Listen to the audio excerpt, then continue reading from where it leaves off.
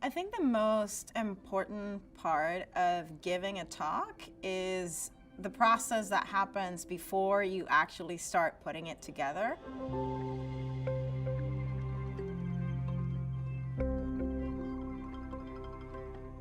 It's a process that I personally didn't think much about until I started doing science communication. When I was a graduate student, I was like, oh, I have to give a talk, so I'm going to talk about my data, throw something together, deliver it very poorly and, not very happily, and that's it. I've learned over the years that self-reflection is something that's really, really important.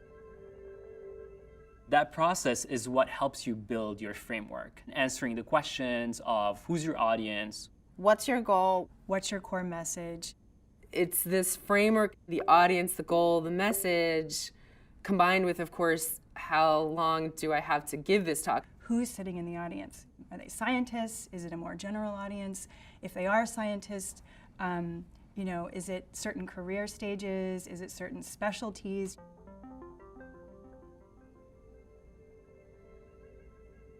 What's the goal of my presentation? The goal is what you would like to accomplish by presenting your work to other people.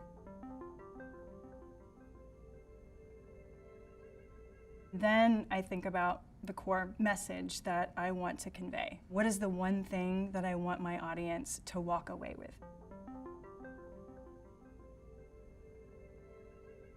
If you have 5 minutes versus 30 minutes versus 60 minutes, that will really dictate what data you talk about and how long you talk about it.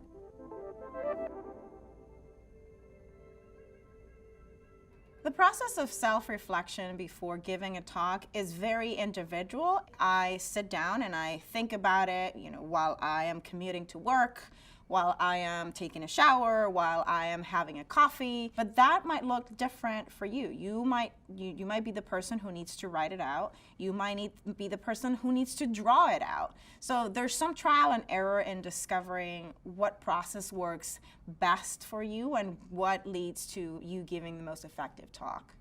Preparing and giving a presentation, let alone a good presentation, takes a lot of time. You're going to define your framework, make your slides, and practice them. But you're going to get feedback, and then you'll have to go back. You might have to make changes. You might have to practice again and get feedback again.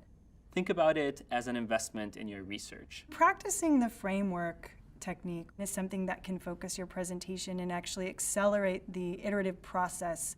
It really helps me make decisions about what I'm going to include or not include. It's just intuitively become part of how I prepare my talks now.